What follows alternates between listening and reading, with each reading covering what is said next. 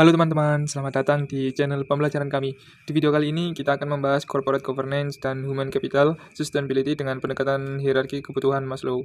Topik ini sangat penting karena organisasi modern tidak hanya dituntut untuk menghasilkan keuntungan, tetapi juga mampu membangun organisasi yang tangguh, adaptif, dan berkelanjutan.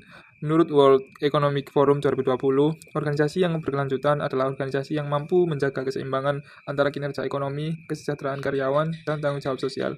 Artinya, keberhasilan organisasi sangat bergantung pada bagaimana mereka mengelola manusia sebagai aset utama secara berkelanjutan.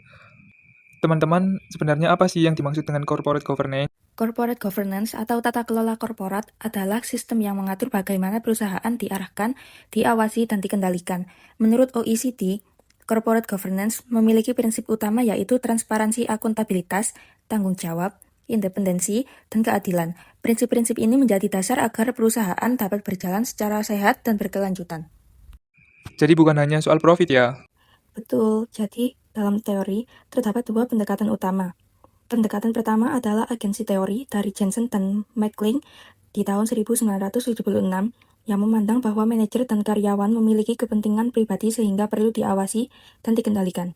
Namun, dalam pendekatan kedua yaitu stewardship teori dari Davis, Skurman, dan Donaldson di tahun 1997, justru melihat karyawan sebagai mitra atau steward yang akan menjaga organisasi jika mereka dipercaya dan diperlakukan dengan baik. Oleh karena itu, tata kelola yang baik tidak hanya berfokus pada pengawasan, tetapi juga pada kepercayaan, pemberdayaan, dan kesejahteraan karyawan. Kalau begitu, bagaimana hubungannya dengan human capital sustainability? Human Capital Sustainability adalah upaya organisasi untuk menjaga dan mengembangkan kualitas sumber daya manusia secara berkelanjutan. Konsep ini menekankan bahwa karyawan harus diperlakukan sebagai aset jangka panjang, bukan hanya sekedar alat produksi saja. Artinya, dalam sebuah organisasi perlu memperlihatkan kesejahteraan fisik dan mental pada karyawannya, memberikan kesempatan pengembangan kompetensi, serta menciptakan lingkungan kerja yang sehat dan suportif. Pendekatan ini dikenal sebagai Sustainability Human Resource Management. Dalam perspektif stewardship teori, ketika karyawan merasa dihargai dan sejahtera, mereka akan secara sukarela berkontribusi dan menjaga organisasi dalam jangka panjang. Sebaliknya, jika karyawan diperlakukan hanya sebagai alat seperti dalam agensi teori saja, maka motivasi dan loyalitas dari mereka itu akan menurun. Mungkin dalam praktiknya seperti perusahaan pada Unilever dan Google yang telah menerapkan konsep ini melalui program kerja kesejahteraan, pelatihan berkelanjutan, dan work-life balance. Jadi, apakah keberlanjutan perusahaan ini sangat tergantung pada keberlanjutan manusianya? Betul, tanpa manusia yang sejahtera, organisasi tidak akan bisa menjadi organisasi yang tangguh. Namun, untuk memahami bagaimana perusahaan dapat memenuhi kebutuhan karyawan secara optimal, diperlukan suatu kerangka yang mampu menjelaskan kebutuhan manusia secara sistematik. Kerangka tersebut dapat dijelaskan melalui teori hierarki kebutuhan dari Abraham Maslow tahun 1943. Nah, teori ini menyatakan bahwa manusia itu memiliki 5 tingkatan kebutuhan yang tersusun secara bertahap. Dalam konteks sebuah organisasi, teori ini dapat digunakan untuk memahami sebuah motivasi dan perilaku dalam pekerjaan. Nah, ini dikemukakan oleh Robbins dan Joe tahun 2017 serta Armstrong tahun 2020. Nah, berikut adalah penjelasan 5 tingkatan teori hierarki kebutuhan Maslow. Yang pertama adalah kebutuhan fisiologis atau psychological needs. Kebutuhan fisiologis merupakan tingkatan paling dasar dalam teori hierarki Maslow yang mencakup kebutuhan utama manusia untuk bertahan hidup seperti makan, minum, tempat tinggal, dan istirahat. Dalam konteks sebuah organisasi atau sebuah perusahaan, kebutuhan ini diwujudkan melalui pemberian gaji yang layak sehingga karyawan tersebut mampu memenuhi kebutuhan hidup dasar mereka. Nah, kebutuhan-kebutuhan ini digunakan untuk perbaikan dengan prinsip keadilan atau fairness, di mana perusahaan harus memastikan tidak ada diskriminasi dalam memberikan kompensasi. Yang kedua adalah kebutuhan keamanan atau safety needs.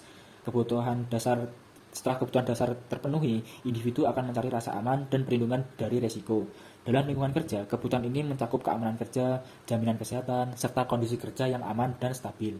Sebuah perusahaan memiliki tanggung jawab atau responsibility untuk menjadikan lingkungan kerja dari karyawan itu bebas dari bahaya, memberikan kepastian kerja, perlindungan kesehatan karyawan, serta fisik melalui psikologis. Yang ketiga, kebutuhan sosial atau social needs. Kebutuhan sosial berkaitan dengan individu untuk memiliki hubungan interpersonal, rasa miliki, dan diterima dalam kelompok. Dalam sebuah organisasi, hal ini mencerminkan melalui hubungan kerja yang harmonis, budaya kerja yang inklusif, dan komunikasi serta terbuka antar karyawan dan manajemen. Nah, pemenuhan kebutuhan sosial ini mencerminkan prinsip keadilan dan akuntabilitas, fairness dan accountability dalam membangun lingkungan kerja yang sehat dan kolaboratif.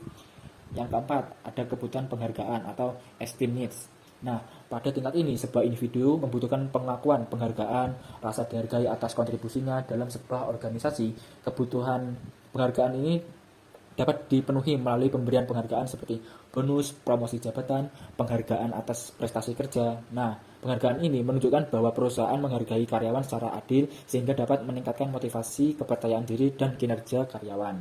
Yang kelima ada kebutuhan aktualisasi diri atau self-actualization needs, di mana kebutuhan aktualisasi ini tertinggi dalam teori hierarki Maslow adalah aktualisasi diri, yaitu keinginan sebuah individu untuk mengembangkan potensi dirinya lebih baik dalam konteks organisasi.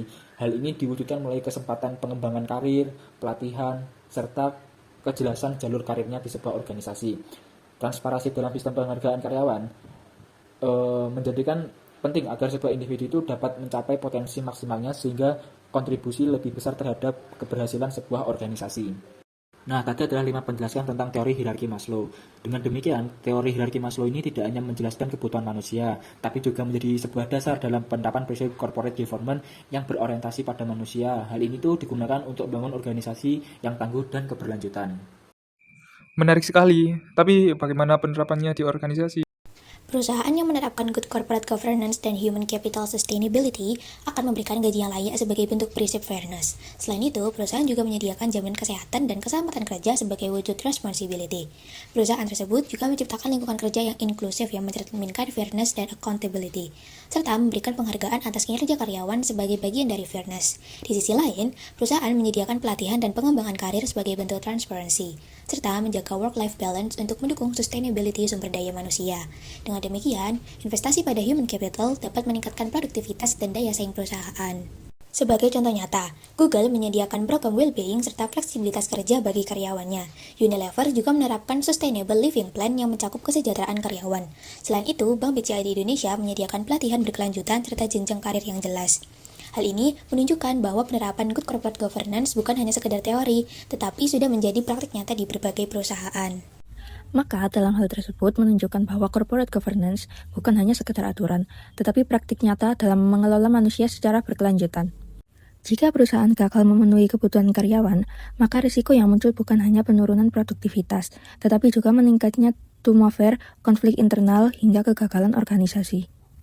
Artinya, praktik good corporate governance tidak akan berjalan efektif apabila tidak didukung oleh pengelolaan sumber daya manusia yang berkelanjutan. Corporate governance tanpa human capital sustainability hanya akan menjadi sistem yang lemah dan tidak mampu bertahan dalam jangka panjang. Nah, sebaliknya, jika keduanya terintegrasi, maka akan terbentuknya sebuah organisasi yang tangguh, adaptif, dan keberlanjutan.